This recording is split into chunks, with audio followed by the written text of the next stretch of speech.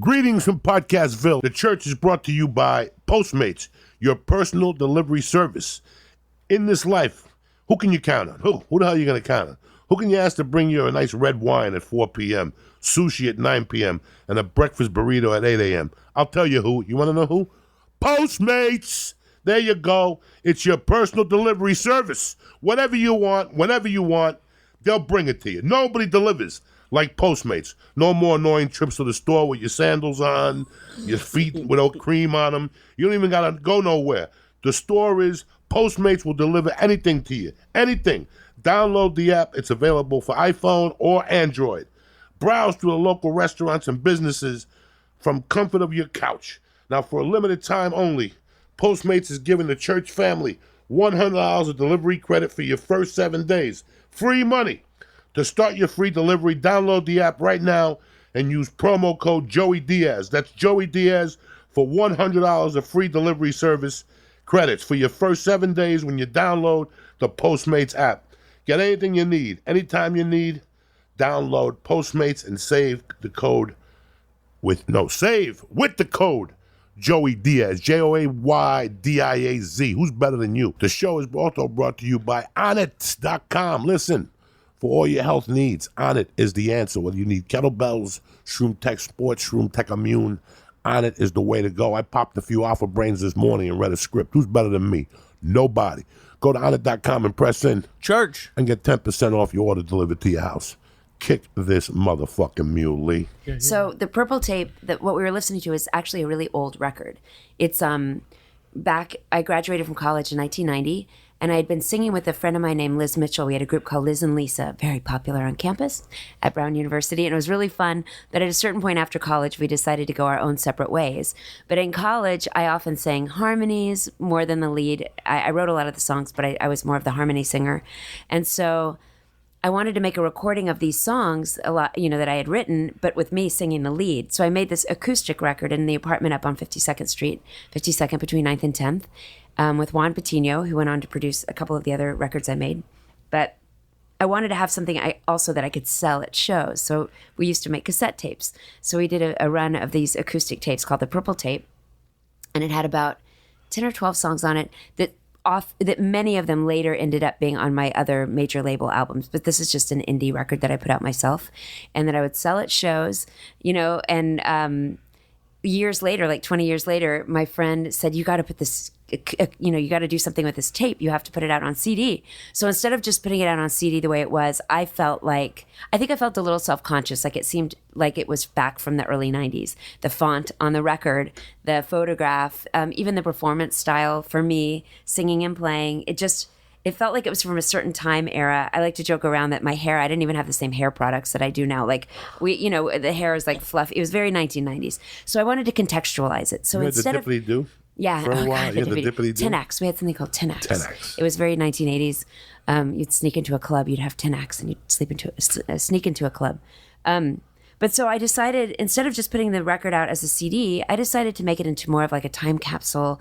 And my friend Andy Denemark, who's a great journalist and radio person in New York, I had him interview me. So we did a full CD where we talked about each track, and we put the whole Purple Tape into context. And if you look at the Purple Tape CD packaging, which if you buy a CD, if anybody buys a CD, it's a big booklet inside, and it has all these photographs from early New York City when I was living there, and different friends, playwrights, and just different people who were involved in my life back then who sort of started out with me in New York.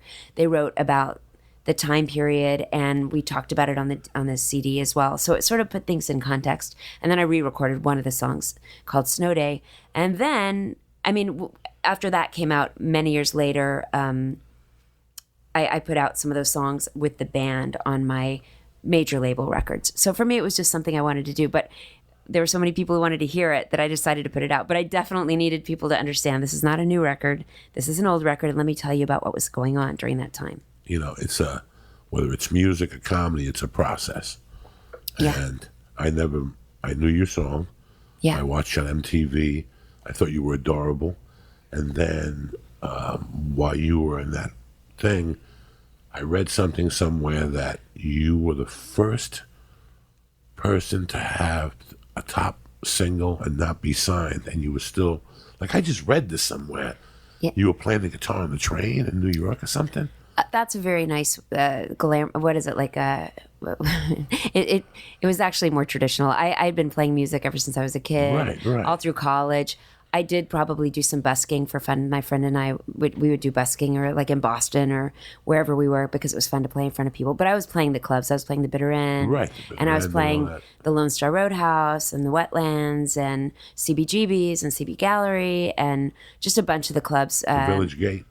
I don't think I played at the Village Gate, but I went to the Village Gate. Yeah, yes. I spent a lot of time. I lived down there for a while, and yeah, we were just playing all the different clubs, either with my band or acoustically, and or whatever different versions. So I'd been doing it forever. But the song "Stay" was recorded in that same apartment on 52nd Street. We actually had gotten a demo deal from a record label, so there were some labels kind of interested. Things were kind of happening. We were playing at South by Southwest in this music seminar called New Music Seminar, where we'd meet all the music industry people, and there was some good interest. But I wasn't getting signed yet. But so I recorded "Stay" with my band in this apartment in New York City on 52nd Street, and Ethan Hawke was my neighbor. And we were also friendly. We met each other through some other actors. There was a guy named Josh Hamilton, who's an actor who I went to college with, and they had done the movie Alive together. It was funny. There was Ethan Hawke and his friends. There were so many guys we were hanging out with, because Ethan had done the movie Dead Poets Society, and then he did the movie Alive, and that was about a soccer team of guys that crashes in Colombia. And Ileana Douglas is also in it. But there were just these huge groups of guy actors who were all friends with each other. And I got to meet all these nice, interesting, cute guys. And we were all hanging out together in New York, actresses, actors, playwrights, musicians, and just like the creative gang, And I'd write music for Ethan's theater company. But anyway, so I recorded the song with Juan, and Ethan was doing the movie Reality Bites. And he asked me for a copy of my song "Stay." And the song went onto the soundtrack of Reality Bites. I mean, there was also music supervisors and people from the record company, and Ben Stiller was directing it, and he wanted to put the song on the record, and they came to see me at the Wetlands, and it was like a whole thing. But they put the song in the movie, and this radio station in Houston started playing it on the radio, and it went, and everybody caught on it. It became a single with RCA Records off the soundtrack from Reality Bites, and it went to #1 without me being actually signed to a label. Tremendous. So it was really exciting. I mean, honestly, there was a record label, RCA Records. Once they started playing it on the radio, I'm still friendly with my radio promoter from back then, Skip Bishop, and he did all the things that record companies do to promote the record. But it did go to #1, and it's given me so much creative freedom, because for the song to go to #1 and have that much success without heavy record company involvement on the creative side, I think that's given me confidence, and also it gives, I think, usually record company people confidence in my vision, when it comes to making records. Well, I made a mind note when I read that. I go, for a girl she's got balls just playing out. Yeah. So when I met you, that's why I hugged you. When I first saw you, I bited you. I gave you a hug. I'm like, oh my God, she's a savage just like me. Totally. I know. I look like a little, quiet little cat. You don't stop. I'm like a little cat, but I'm not. And you started your life in Dallas or something? I grew up in Dallas. I was born in Bethesda, Maryland. My dad's a doctor, so we traveled around a lot when he was doing all of his training. And back when I was born, he was doing his military up at the Naval Hospital in Bethesda. So I was born there. But we moved to California, but mostly I was raised in Texas. That's where my family's from. Texas is a great folks. place.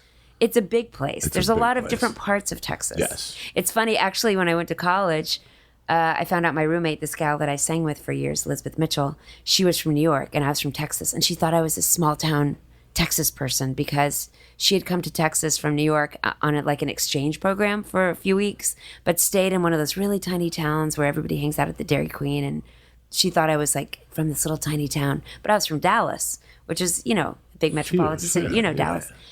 And I thought she was from New York City because she was from New York. So she's the big city person, but she was actually from Westchester, this little tiny town with a little tiny main street and the drugstore everybody goes to. So it was kind of reversed. She was the small town girl. When did you get to Brown? What? No, when? When? Oh, 1986 I started, graduated in 90. You just missed Kennedy. You just missed him. I just missed him. Because my buddy graduated Brown in 82. Yes. With Kennedy. Yes. And he would tell me horror stories. Not about What? the kid, but when his mom would visit him Oh, what on happened? campus, people in the dorms would yell horrendous things. Really? Yeah, and I Oh, always no. loved Jackie O. Yeah, I had did nothing too. against Jackie I didn't O, know.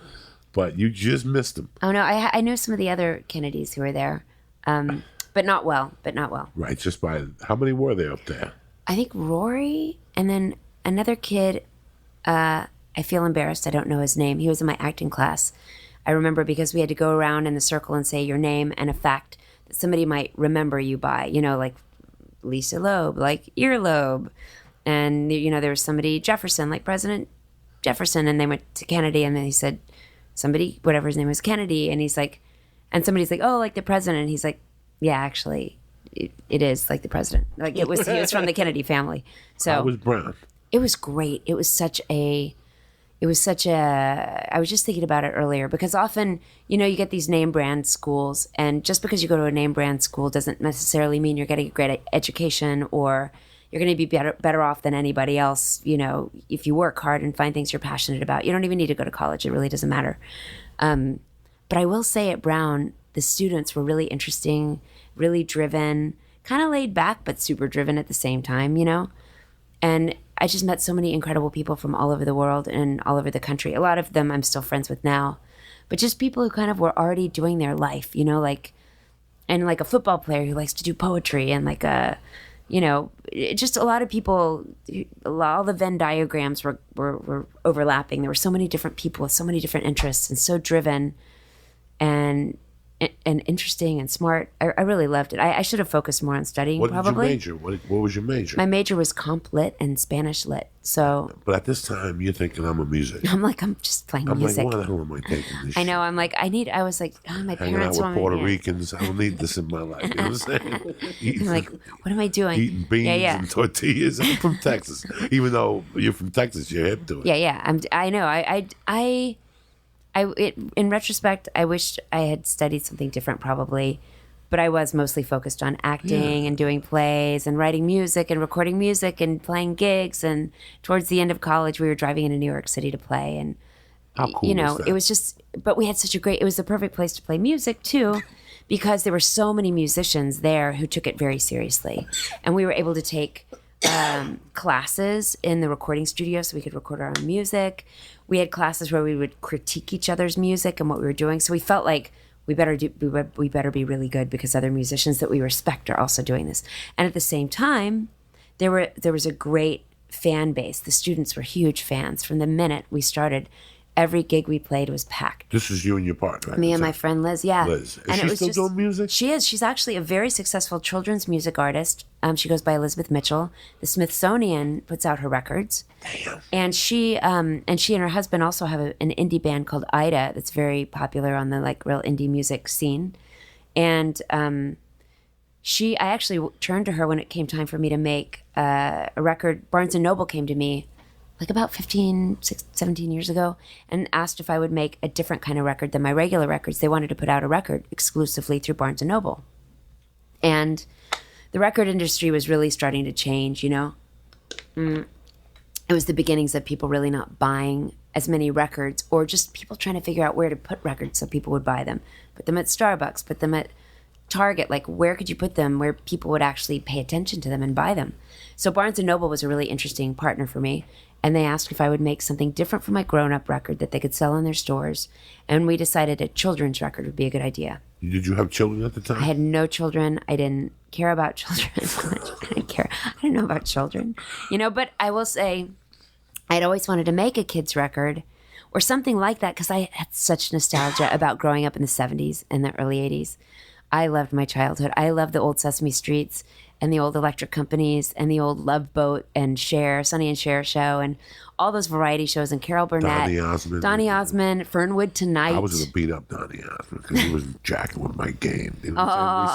He's so Every handsome. girl I had a crush on at 13, he was messing up my game. He was, Between and now. him and Richard Gere, I was going to kill them both. When Richard Gere came out with The Office and the Scott Gentleman, Baio. I was going to stab him 20 times. He took his pants off.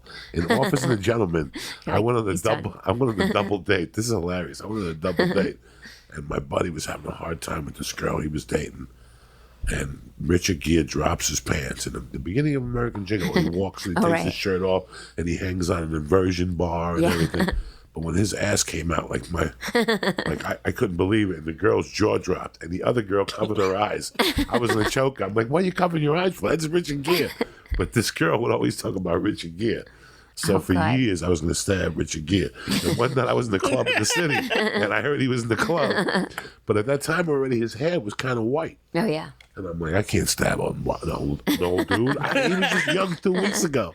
But then I watched Officer and the Gentleman, and I fell in love with him. No, he's so great. I know. I actually learned about him more later, and then I couldn't stop watching movies by him. There's something so sweet about him and serious. And Pretty Woman. Oh, yeah. I didn't even see that when it came out. Pretty Woman, they did it perfectly. Whoever his agent was a fucking genius. Right? First, they released that movie where he's just a piece of shit cop, bangs everybody's wife. He takes Andy Garcia and he steals his wife's underwear and then puts them in Andy Garcia's face. Oh, yeah. And tells him, how's your wife taste? I mean, he's just horrible.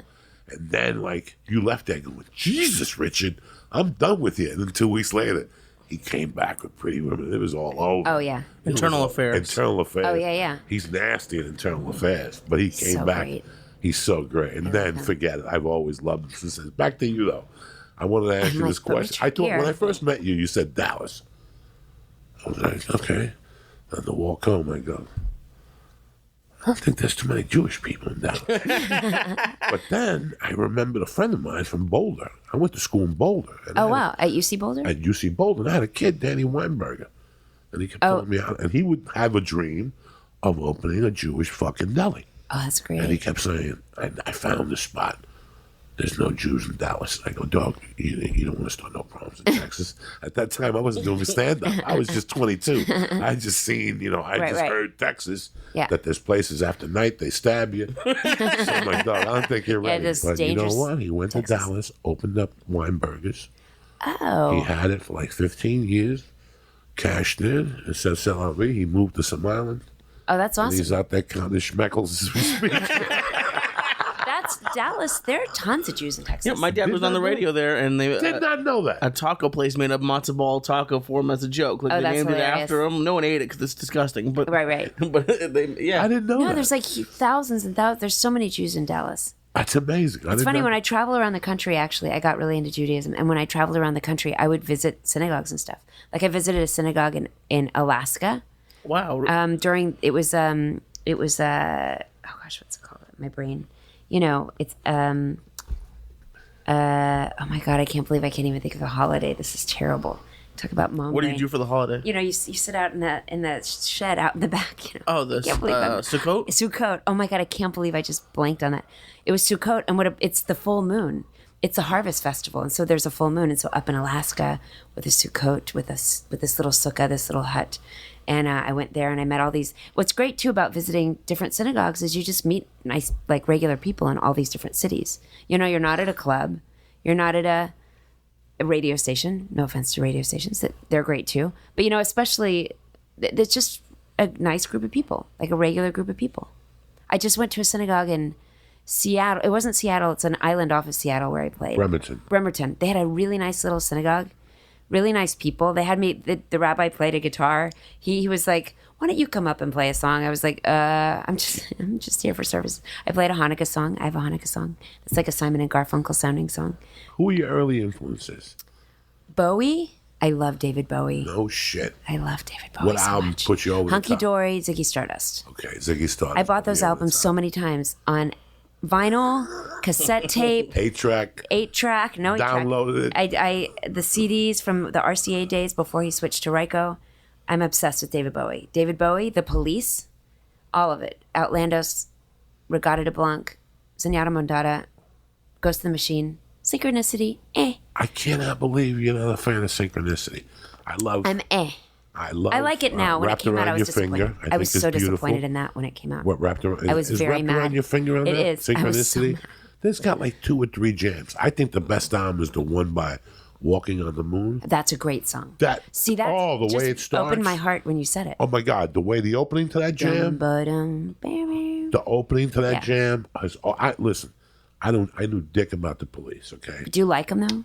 When I was 15, Yeah. 14, I was good friends with a gay coke dealer that went to CBGB's and all those joints. He was a Cuban guy like me. Yeah. And he was gay. He was friends with my mother. And I was very impressed with him because he was a seamstress. Yeah. For plays, like big plays. Like he would say, I'm at this play for a year, and then I would go to this one. Like a costumer, yeah. I knew he sold drugs. What drug? I didn't really know. He acted kind of weird, but he would come back every night and tell me about the Clash. Oh, yeah. And then we'd go back to his house, and I'd be like creeped out. And he had a cute little apartment. He'd play the Clash for me. Then the first Police album came out. Oh, yeah. And I go, they're tremendous. And he goes, I'll take you one night. And we got a fake ID. You went to CB's and saw them? We went to CB's and saw I'm so envious. Like 78. Oh, my God. Yeah, that was right when they were He got me a fake ID. Remember, the Jersey IDs didn't have your picture on it. Oh, yeah. I had a good fake one from Dallas, from Texas. Somebody made me. And in Boulder was where they took it because they're so good at checking fake IDs. But with the college kids in Boulder. Pogo's, I was in Boulder visiting my ex-boyfriend who had gone to Brown, hated Brown, went to semester at sea, went to this place, that place, went to Boulder where a bunch of his friends were. And we went out and they took my ID.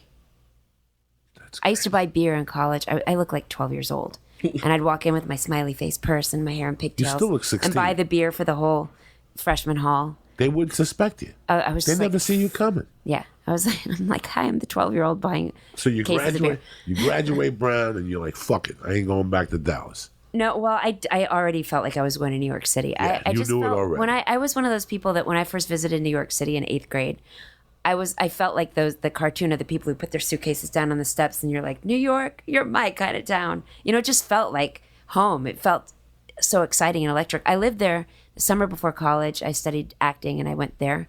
And then I just loved it. And my friend Liz, her family was basically from New York City or New York area that I was singing with. We had a sort of a manager friend who was helping us with our music by the end of college.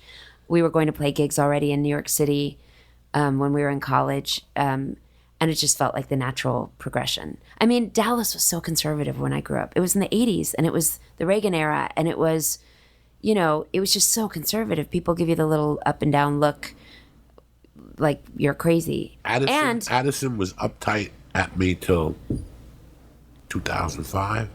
Yeah. I've been going to Addison since 97. After 10 minutes, they just wouldn't take the ride. Oh, yeah. The club owner liked me, so they kept bringing me back. But I never felt like I made waves in Dallas until I learned how to play them. And I learned, by 2005, I got good in that Dallas room. That's and then so I was going to fun. go back May 4th to do a theater. And I had to cancel it because of this movie. But I was going to go to San Antonio and Dallas. I cut my teeth in comedy in Texas. It's interesting, too, right? To go from city to city to, like, feel the audiences. I talk a lot during my shows. And I heard you talking about this with someone else on the radio. It's funny, on my rider, I need a local newspaper because I need to know what I'm walking into. Right. And I want to know if something happened that day that was like a really big deal. You know, it's just in Iowa for a family thing, but you read about like a tractor thing or like you don't want to mention certain things if certain things are going on in town, or you do want to mention certain things. But yeah, it feels so different. It's hard sometimes, also hometowns. But New York is such a great hometown. Lisa Loeb, when you watch this Rolling Stone, ole, ole, ole, they go from Peru to Brazil to Uruguay to Colombia, and they show what they do when they get there. Are there like hundreds of thousands of people too in the audience, right? My God. They're chasing them at the airport. I mean, they're It's so chasing exciting. them down the street. You get goosebumps. You're like, how could this happen? And then you hear the drummer going, I remember coming out. I remember joining the band. We were lucky if we got 20 people. But my point being that Mick Jagger, he said it. He goes, there's a 3-minute piece of him with papers in his hand. Not newspaper, just regular paper, staple. Yeah. Flip-flops on, hair's all jacked up and still the boy. Yeah. And he's talking about that when he goes into each city. We spoke about this yesterday. When he goes into each city, that he reads about what's going on. He's so good, he broke his Spanish down by the fucking dialect. Oh my gosh. That's how good that That's motherfucker very is. I told my very wife intense. last night, I go, watching this, I watched it 2 times in 2 days. And I go, watching this reminded me how much of a savage this man really is. I love seeing that. I love seeing what's He's going on behind the savage, scenes, because he's so casual about it. Yeah, he was looking. But he's working his ass off. He's working his ass off. All the time. The whole thing, the plot of it is them going from city to city with the plan of ending the tour in Cuba. Right. And that was the plan. And when he got to Cuba, and he got on stage, and I'm Cuban. Yeah. When he started talking Cuban, my heart stopped. Like he's talking about food. It's very sweet. It's very sensitive endearing. and because that's also endearing. why you do it. It's fun to perform. It's fun to connect with people, and that's so respectful. Well, a little tricky, but also very respectful. Well, like I told these guys yesterday, as a comic, there's nothing worse than going to Lexington, Kentucky, Portland, Oregon, Kansas City, Missouri, and the guy in front of you is a local. Yeah. And he's throwing heat. He's talking about the deli in town. Oh, yeah. The local car accident. The mayor got caught getting a hand job in the cemetery in Nashville when I was there. Oh, so I had a joke about a cemetery. And I go, right next to where he got a hand job, they went crazy. Yeah, they love, when you talk about their town, there's a weird connection. And that's how you learn that if you really want to connect, say something, I love going around. The first thing I do when I go to a town is go to a restaurant, a local. Yeah, definitely. I'm not going to go to Morton's. I'm not going to go to nothing like that. I will go to Whole Foods there, but I will talk about their Whole Foods. I'll get kombucha the time juice you went at to Whole Foods. like there's a Whole Foods I went to the other day. I don't know where it was, maybe outside of Philly somewhere, and they had pies that were cut in half like that. Right down the middle, they were selling a half a pie. It was the weirdest thing. Lisa, if I tell you why I didn't go to 88th Street last week, you guys are going to laugh at me. But I'll tell you the truth. I was ready to shoot up to my old neighbor just to walk those steps, maybe even walk to my old grammar school, PS 166. There's a horse stable there. It's a time traveling. It's a time traveling. I was ready to go up there. You know why I didn't go up there? Because the last time I drove by there, the corner had a fucking Whole Foods. Oh, no, it makes you so mad. They destroyed my neighborhood. This used to be, let me tell you what the corner store used to be on 88th Street. You're going to die. The people who owned it were the kid's father from Dark Angel. What's that show on ABC? What's that show on ABC? Dark Shadows. Oh, Dark Shadows. Dark Shadows. What is it, 88th and 88th and Broadway. Oh, right there. yeah. So they used to have a camera store when I was a kid. And if you went there some days, Barnabas Collins was there without the that's makeup so cool. and shit. We would shake his hand and shit. So that's why I was like, how could you replace Barnabas Collins with a fucking Whole Foods? I took my wife and the baby up there. Yeah, no, it's very upsetting. It's very upsetting. I used to live, I was there only briefly. It seemed like a long time at the time. It was probably like 3 or 4 months. I lived on Bowery and Bond for like half a year. But it was when like people were pooping on the front step. It was like the public restroom was my door. We lived above the drug dealers 2 floors up. And they'd still be having their parties when I came downstairs to go work at a hotel. But now it's like a really fancy street. Everything's super fancy. It's totally different. You haven't been around anymore? Peter Fogel. Right? That's his name. It was, Peter Fogel. He still owns it. And it was also Kenny. Kenny used to be the guy at the door. Yeah. But he passed away. But I haven't played there. But I like, I love playing listening rooms. Like the Bitter End, those places where you're there and the people are right there and they're listening. It's not like a bar. It's a bar to listen. I love that. You probably have that too, because when you're now. Luckily, I'm playing in more theaters and things like that as well, or dinner places like City Winery where they're eating and they're watching. But it's really about watching and listening. It's not about being at the bar drinking and talking. How much do you travel though? I travel way too much as a mom and way too little as a musician. That's what I feel like. I travel I probably do like 30 dates a year. But this is the thing, though. I love it. I hate leaving my kids, but I feel like I'm getting better at playing gigs. Yes. And that's what's so crazy is that I really enjoy it. I love talking to the fans. I love being on stage. I feel very comfortable now. It's just, I don't know. It's just such a fun thing. I feel like I'm growing as an artist, and yet I really want to be home with my family too. I think we need to have like Branson, where people come to us. I do. But I don't even. Do you play a lot in LA? Yeah. You probably work out material and So stuff what I too, do right? is I do 2-3-day tours a month. 2-3 day tours a month. Thursday, Friday, That's Saturday. similar to what I do, but come mine's back not Sunday. regular. I But do it every other week. Yeah. And then 1 week I'll bow down to 1 week. 1 month I'll go down to 1 month, 1 week.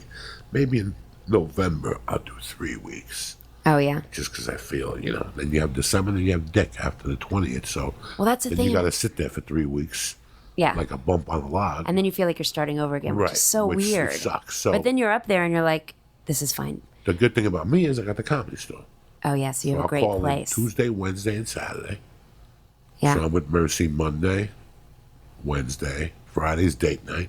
Yeah, that's great. Date night is always in the itinerary. We got a babysitter. Yep. I mean, if we do 2.5 hours, it's a lot. We're looking at each other. Yeah, no, I know. We need to get back to date night. We've gotten into the thing where there's like, oh, and there's a school function. Oh, and there's this other thing that you have to perform at. And then all of a sudden we're out 2 nights in a week and it's not even date night. Right, it's not date night. And we don't like to be away from, we feel like it's important to be home for bedtime. So but we also don't want to stay up late because then you got to wake up early in the morning. So it's this whole. All my spots are after 8:30 and I do them and I run up the hill because that's great. The house is at 6:15. I got, Yeah. I got the Mickey Mouse Club playing throughout the whole goddamn house. I know, it's true. It's time to wake up. So it's like, weird. Groundhog Day. So when you went to New York now, what were you thinking in the early 90s? I mean, you were just meeting people, I was playing. like, this is going to happen. Broke? Not really. My parents were helping me out. Okay. I was working, but I was also, I was thinking, you know what? You weren't eating ramen. I was a couple years after college. I was working in different little jobs, like the Pottery Barn type of. It wasn't Pottery Barn. It was called Hold Everything. It was in Chelsea. I sold hangers to Will Lee, the bass player. He always gives me a hard time about that. Padded hangers. They were probably scented padded hangers, actually. But I worked there. I worked at a hotel doing room service and other stuff, working the breakfast room. I did a lot of temp work in offices. And at a certain point, a couple years in after college, my dad was like, you should think about going back to school. And I realized, you know what? He's right, because if I'm not a musician, I would like to do something else that's really satisfying to me, that's not working at a hotel or working at someone else's store or temp working. I would like to use my mind and use my whole self to do a different job. So I went back to school at NYU for psychology for a master's degree.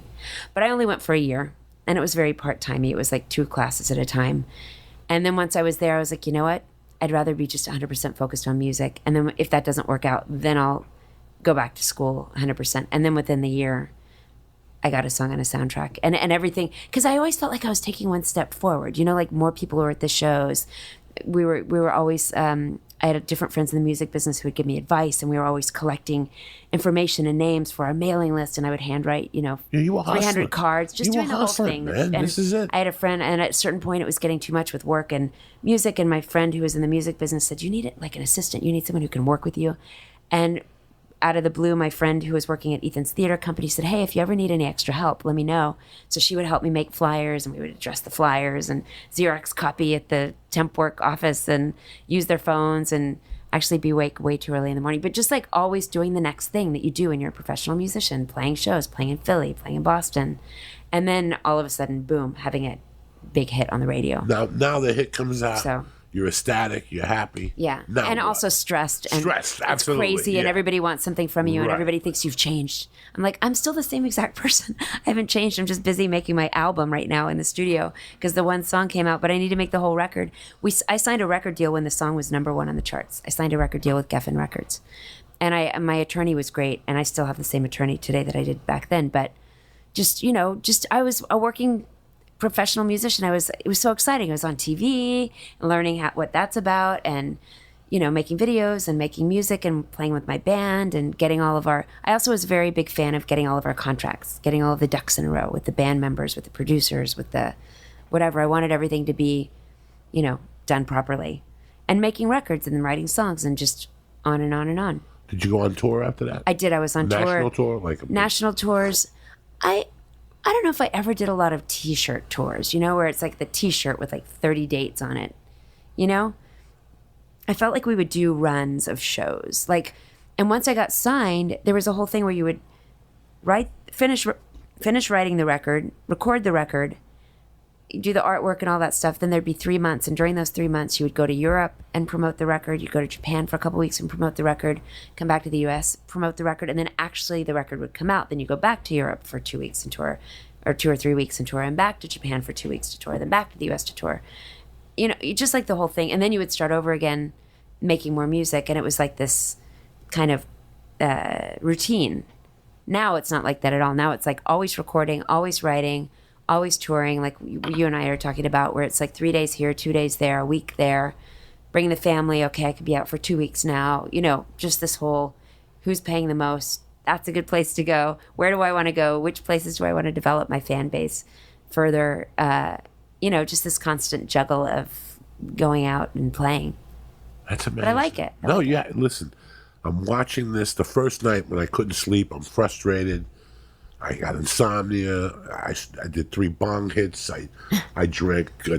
See, I eat Cheez-Its. I'm like, I'm going to eat the Cheez-Its. Then I'm going to have 2 Girl Scout cookies. Then I'm going to change my palate with a little bit of potato chips. Then I'm going to just cleanse my palate with just 1 spoonful of peanut butter because I need some protein. Then just 1 little chocolate chip. Well, just a little more. I open up with an apple. Oh, that's good. I open up with an apple, then a banana. If I'm still hungry, then we're gonna have a problem. If it's after 11, but if it's 2 in the morning, I don't try to eat meat or nothing. So I'll just keep it to like an apple or a banana. But I'm watching this Rolling Stone thing. Yeah. And they're performing in Cuba. They're in Cuba, which is a free concert, by the way. Okay, Yeah. It's a free concert. It's Cuba, but that's amazing. And I'm Where do they do it? In some big sports the arena? Havana Sports Arena, which is to us is that field down the corner. Right. I've been to Cuba. I've been to Cuba. Yeah, North once. Hollywood Park is 20 times better than that field over there. So, But they have got all the old cars. yeah, they had all the old cars and stuff. But I'm watching Mick Jagger, 73 at the time, Right. dancing, and I go, Joey, why the fuck would you go on at 73 to do a European tour when you've got millions? Right. Millions. I mean, they can't even count how much money they have. Right. He's like, and yeah. Because we love what the fuck we do. Right now, today, if you come to me and say, where are you going this week? I'm going to Pittsburgh. I love Pittsburgh. Yeah, it's fun to But go. do I want to go? Not really. So from now till tomorrow at 11 o'clock, I'll be a little bitch, Lisa. I'm not going to be a liar. Because you'd rather not I'll be go. a little bitch. Nah, I'm looking for excuses. I got a toenail that hurts. my calf your throat hurts. is sore. My ear hurts. But you know what? Once I slam the door on that Uber, You're there. it's on. You're already there. Once I get to LAX, I go boom, clear. They look at your eyeballs. Yeah. And you go through. Yeah, you're already there. You're there. That's You're already it. there. You're there. Tomorrow I got to take connecting flight. Thursday, connecting flight. You're there. Yeah. Once you get to the hotel, you take your iPad out, you connect your sleep apnea machine. Yeah. You take a picture of your wife out. I got teddy bears she gave me. Aw, and a that's so pillow. sweet. Yeah, so I've got I my throw them all pillow, over the yeah. thing. That's it. You're there. You're home. Yeah. You know, it's like Mick Jagger said. He goes, I used to hide. My management wanted me to hide. We're taught to hide, you know. Well, when we that's- go to yeah. a town. He goes, it's fucking part of the gig. Shaking hands, giving autographs, talking to people. That's part of the gig. I just accepted it. I love it. I love He that said, he loves I'm that. telling you tonight, I gotta when watch everybody goes the to show, sleep, yeah. when everybody goes to sleep tonight, take your little I gotta glass of watch red the show. wine, whatever, Manischewitz. You go out there with a little crack and some cheese. I'm like, I'm just like my Cheez-Its, basically. I love Cheez-Its. They're like the pastry. I love, you know what it's I like love? the pastry of all Cheez-Its. I love cheese, but I get too stoned sometimes. I like the Cheez-Its with the peanut butter. But after Peanut a while, butter? I'm such a gavone that I just put the cheese in the peanut butter, and the peanut butter breaks the cheese. And Oh, I gotta that's such a explain to bummer. my wife why this. My wife will look at me and go, "Why is cheese in the goddamn peanut butter? What's going on Like, here?" what do you night?" think? That's awesome. You're just. I wanted you to come on the show, Lisa. To talk a little bit, but I really have a lot of respect for you. You're amazing in a lot of ways because LA's a money talks and bullshit walk type of place. You walk the walk. I mean, you don't stop. You're a mom. Yeah. What most people don't understand is that once you become a parent, unless you want your kid to be, like out there, Right. you have to put love and time into that child.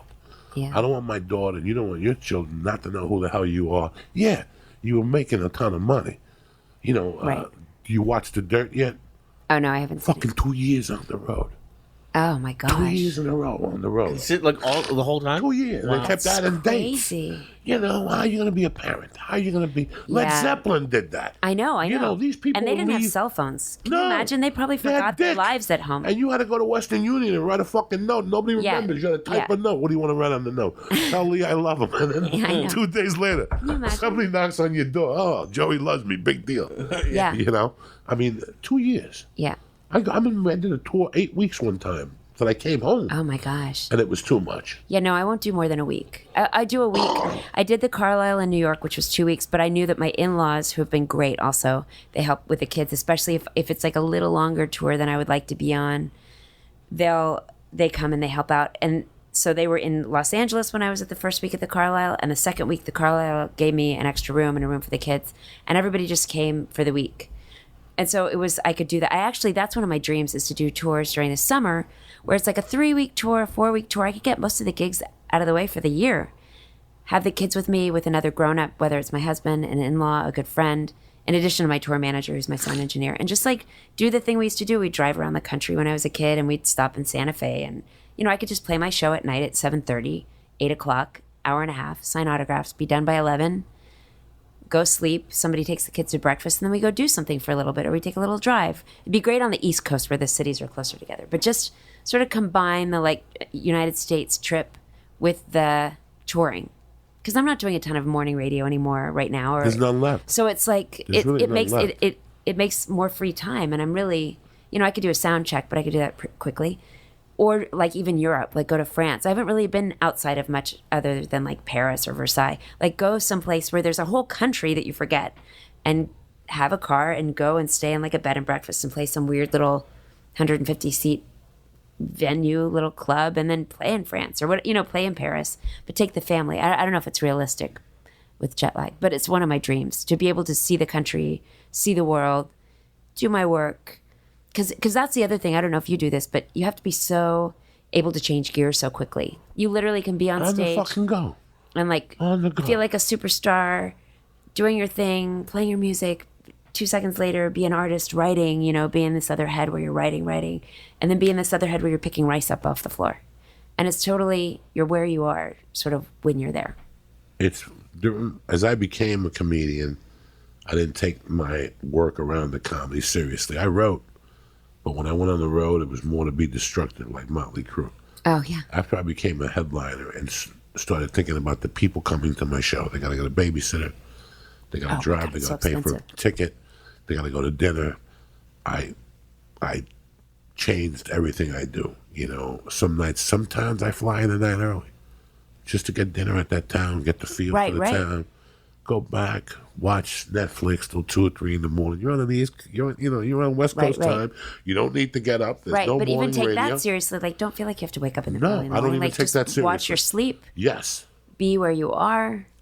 But what about that? Like your comedy. I know when I did the Carlisle, it was a big turning point for me. It was a couple years ago.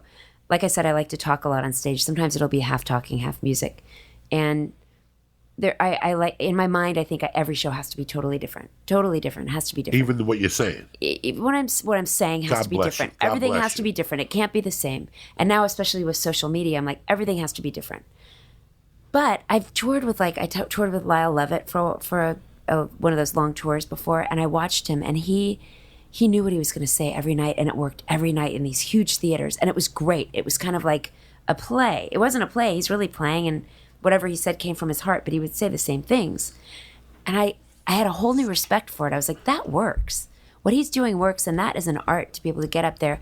And then I was hanging out with some comedians for a while, and I saw them working on things and started realizing people were repeating material. You can't do new stuff all the time. You have to sort of hone in on certain things and then be able to mess around. But with the Carlisle, to me, that was this very special upscale thing. People are paying over $100 to see me play. They're right in front of me. It's this tiny little place.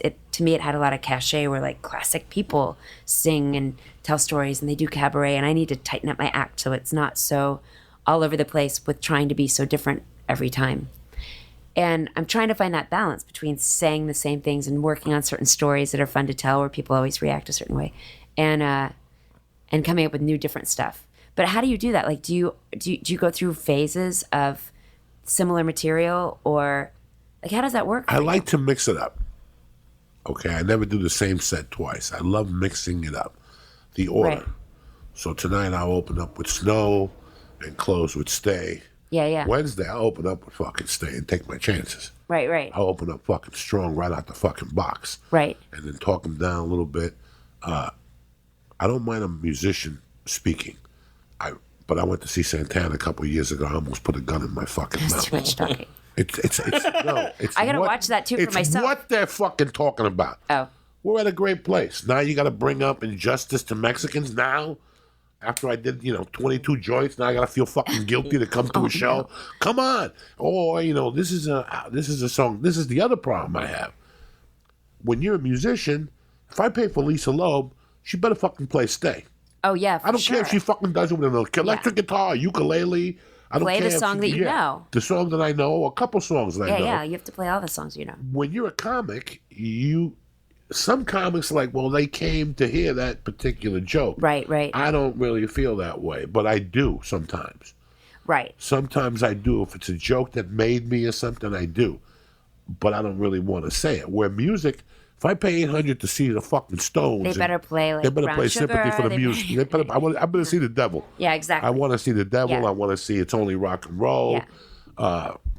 So that's the problem I have. It's funny, early on, I remember when Stay was really, really popular, the song Stay, and my drummer, who's no longer my drummer, but we're friends, we've talked about it, but it was so funny because he was such a pain in the ass. He's like, well, we're not going to play Stay, right? We played at CBGB's, and it was a big deal that we were playing at this little club, and we're not going to play Stay. I'm like, are you kidding me? People drove in from New Jersey. Like, they drove in to hear that one song. That's all they want to hear. And it was written from the same place as all the other songs. I wasn't trying to, sell out or... I was just writing another song and that one became popular. They are going to get what they want to hear. They better. Like when I go see Hall & Oates, they better play all their songs, I want to see Sarah smile. I got to see Sarah smile. Sometimes they save up all that stuff till the end. And I'm really sensitive to, and maybe I shouldn't be so sensitive, but I have always all these new songs. And a lot of people know my first 2 records the best, and they're from 20 years ago or 25 years ago. But I've got multiple songs and records since then. And I want to sprinkle them through the set and make sure they hear things that I want to share as well. Do you switch your set, the order list every night? I do, but I do find that there are certain songs that I like opening with because I know that if the equipment is bad or something's going wrong, I could sing. If I couldn't even hear myself, I could sing these songs standing in my head. I feel comfortable. I know what it feels like. I like playing an upbeat song when I come out. Sometimes I change it up, but there's a couple songs I like playing. And that's the other thing. Sometimes in my head, I'm playing such different sets. But then I go out there and I'm like, I always play these songs because it works well. Or I like to play this kind of song and then play a couple songs from this other album that they don't really know and then play something they really know and then, tell a story about something else. It just has an ebb and flow. But I did years ago start having a requests section, whether I'm playing for kids or for grown-ups. I have 2 different types of sets that I do. I play Stay and then I'll maybe play another song of my choice that I want them to listen to because I played something that they really wanted to hear, then I can play something they might not know as well right after it. And then it's requests. People can ask for whatever they want for 3, 4, 5 songs. I watched the live stream from Austin. You're very good at live streaming and stuff. And a couple months ago, I was at home and bleep. You're going to live stream. I think it was on Twitter or Facebook. Maybe Facebook Austin. Live or something. Somebody streamed it. And I sat there writing, watching you. Oh my God, that's hilarious. And I'm like, it was raining probably. I got to tweet her real quick and tell her, I want to get her on the show. She's not fucking around out there. And you were smiling, you were having a great time. And not to harp on it, that movie with the Stones again, every night they opened up with a different fucking song. See, that's cool too. One night they opened up with Out of Control, which is slow. And I was like, what? And Mick came out fucking... what's happening? But again... During that movie, there was one part where he's in Cuba and he's singing, I can't get no satisfaction. Right. And Cubans are stabbing themselves. They're like, Viva Fidel, they're stabbing themselves. And I'm sitting there thinking, how many fucking times have they sung this song? Right. And it's still, so they change it up, they make it bluesy, they just know how to... Yeah. You have to respect that. You have to respect that. I know when I was a kid, I'd go meet musicians that came to town. My friends and I would go...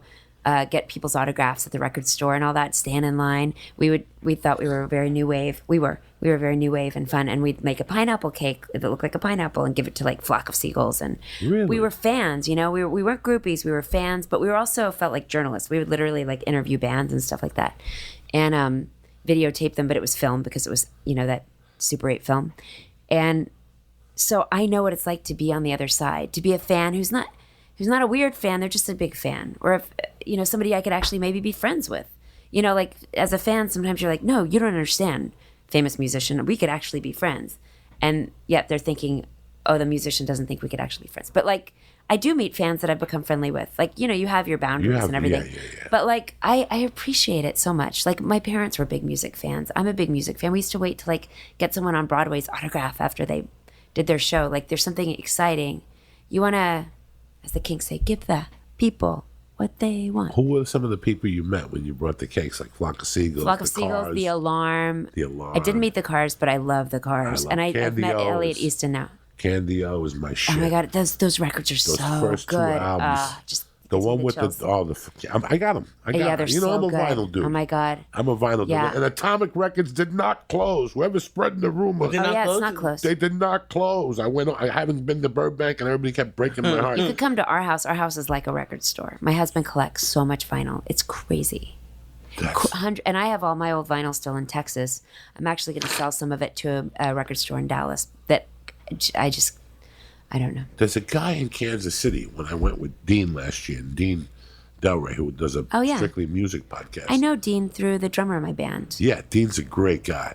And Dean went to a place and came back.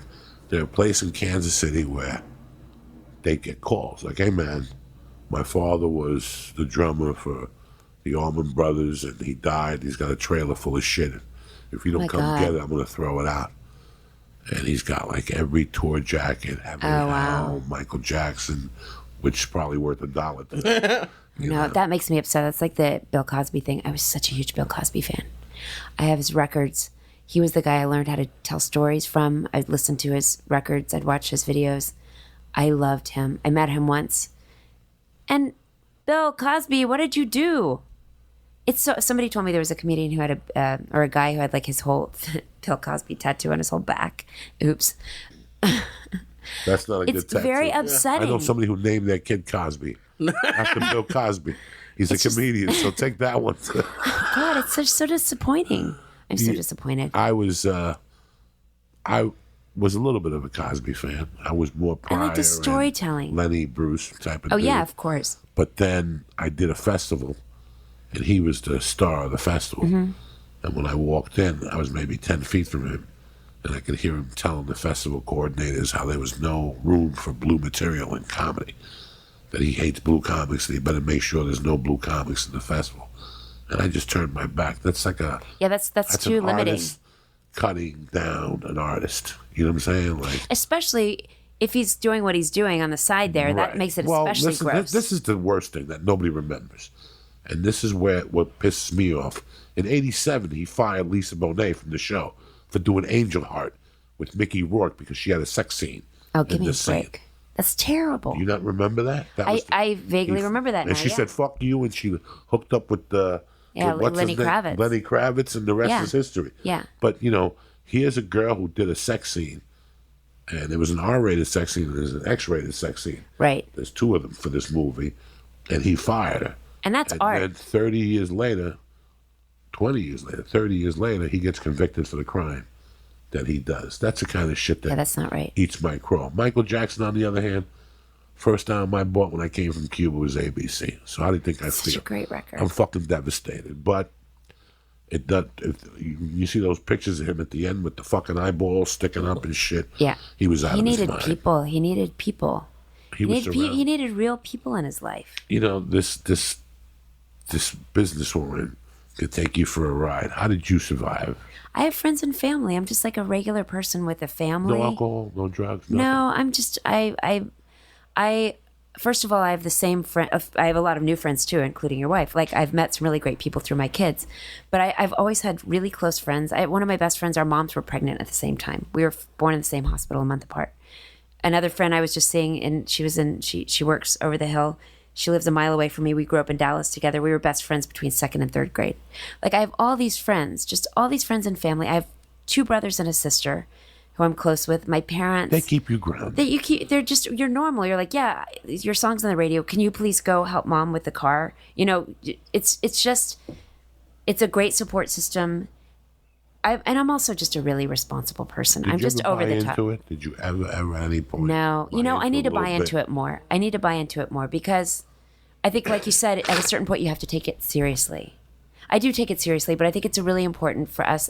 It's, being a creative person and being an artist and being a performer, it's it's not as trying as being like an athlete, but you definitely have to have routines, and you have to be able to take care of yourself. Discipline. And No, it's like I have had people in my lives who have been big stoners or more drinkers and this and that, and it seems glamorous for a minute, but I need to be awake. I need to look awake. I need to be able to think, and it just didn't make sense to me that like, oh, I need to drink so that I can perform, or oh, I need to take drugs so I can perform or do my job. I'm like, that doesn't sound very sustainable. Like I'm too factual, and so I didn't do that, and then I'm just working. Maybe I do need to unwind a little bit. No, that's good. You go to yoga? I don't do yoga very much. No, I do strength training. Where at? At somebody's home, at a personal trainer's home. First, weights or machines? Strength training, weights, little machines. They're great if you want to know them. No, I do. Sweet. I go to strength training. Yeah, I love strength training. I've been doing it for 30 years. I love That's it 2 what times keeps a you week. alive. Yeah. I love walking. I'm like an old person. I like walking, light strength training, and dancing. You dance. I'm taking dance class. Yeah, I was a dancer And you're a growing up. mom, and you have an eyeglass company. I do have an eyewear brilliant. company. It's so much fun. Brilliant. What's the website for that? It's called Lisa Loeb Eyewear, so it's Lisa Loeb Eyewear. The parent company is a company called Classique Eyewear, but you can just look up Lisa Loeb Eyewear, and all my eyewear collection is there. It's ever growing, and they sell it at mom and pop, like your ophthalmologist optician office where it has a little store, but it's also at Costco, and it's women's glasses and children's glasses at Costco. And you also have children's books?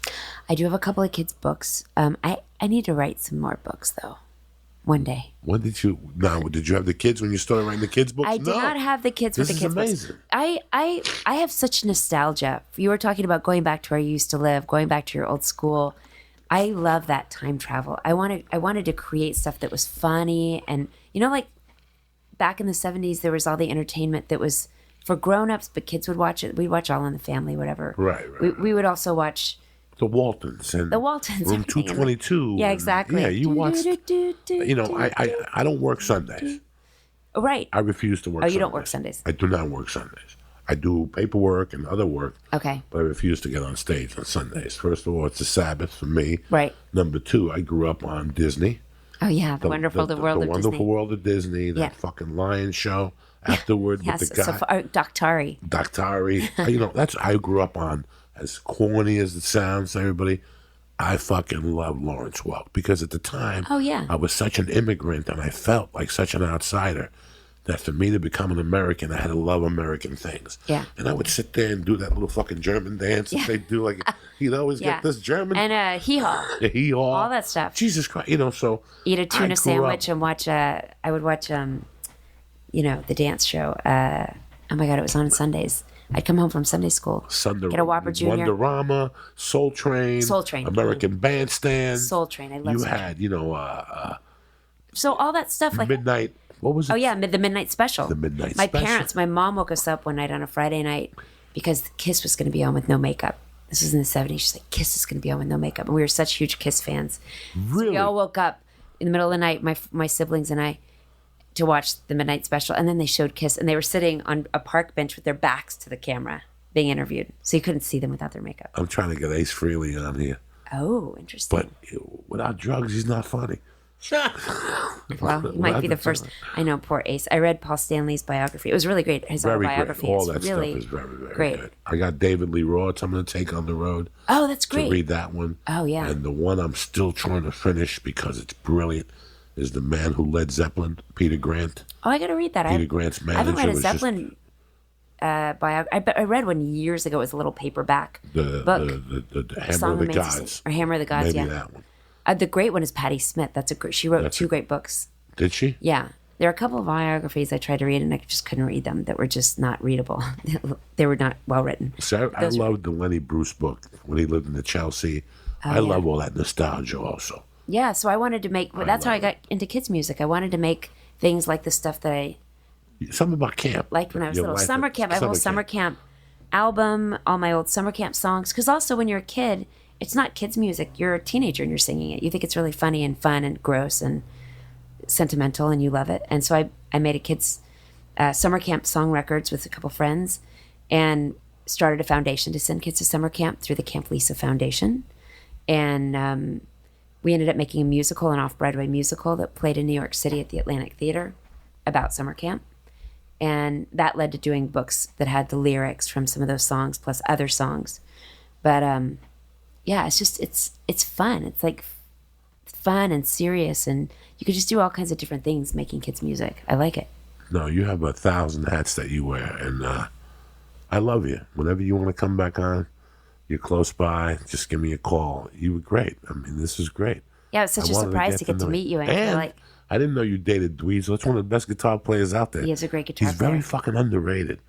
Very underrated. I think he's great. Well, it's great because he's playing his dad's music now. Is he doing it now? He's doing it now. Are they doing Joe's Garage and all that stuff? I don't know they're doing Joe's Garage. They're doing a lot of different songs, and I think he might be working on his own music. Actually, right now he's on a Hendrix tour. He's out with the Hendrix with like Joe Satriani and a bunch of other guys. Jesus. Yeah. I had Terry Bozzio's son here. Because I'm a big Missing Persons, Joe's Garage. Oh, yeah. Frank Zappa. Amazing. Amazing. So I had him on here. But I've always said that the only knock I have against Dweezil is he played on Don Johnson's album. But him and Don were tight. They were tight. They were tight. Don grew up in his house and stuff. That was tight. It's interesting, all those folks that you meet. Like I remember hanging out in a kitchen at the Mondavi's house watching sports with Don Johnson. Very weird. I don't know. Yeah, Don Johnson kicked it around for a while. Yeah. But anytime you want to come on, let me promote these dates for you. Okay, yeah, I've got a bunch of dates coming up. This Sunday, you're at McCabe's Guitar Shop in Santa Monica? Yes, that is a kids' show. Okay. It will be fun for everybody. It's at 10:30 in the morning. Look at you. And tickets are almost sold out, so. Really? Yes. And then the 13th, you're at the Hard Rock? I am at the Hard Rock Rock-Casino venue in Northfield, Ohio, which is near Cleveland. It's Cleveland. And then the March 28th or the 26th, you're at World Case Live? April 28th. I'm looking. Oh, here, wait. Before that, I'm playing. Oh, but it's sold out. I'm playing in Boston at City Winery. Sold out April 24th. Yes, World Cafe Live in Philly on April 26th. Ram's Head Live in Annapolis, Maryland. That's a great venue, and I have to get crab cakes. And then, the 28th, I'm playing at the Hamilton in Washington, D.C. You're beautiful. You even got a coffee line.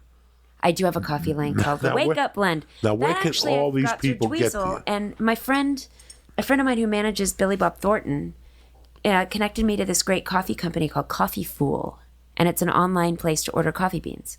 And he started a thing, the people who started the company started a thing with a couple of different musicians and people, that they'll let you put together your own personal coffee blend. Like mine is dark roast beans for that really strong, I'm going to be awake flavor, but also light beans for the actual caffeine, and it's shade grown and all that. And all the proceeds from the sale of this Wake Up blend that you can buy online, they give all of it to my Camp Lisa Foundation. So they've sent so many kids to camp. They also have a blend with, I think, Styx and with Billy Bob Thornton, and maybe a couple of other folks now too. But it's great. It's Coffee Fool, and you go to their charities button on their website, and you'll see my coffee there, and it's delicious. I'm going to try it. Do you drink coffee? Yes. Okay, I'll have to get you some beans. Lisa Loeb, this has been an honor and a pleasure. Thank you very much for taking the time. You're a sweetheart. If you ever need to come on for any reason, you have an open door policy.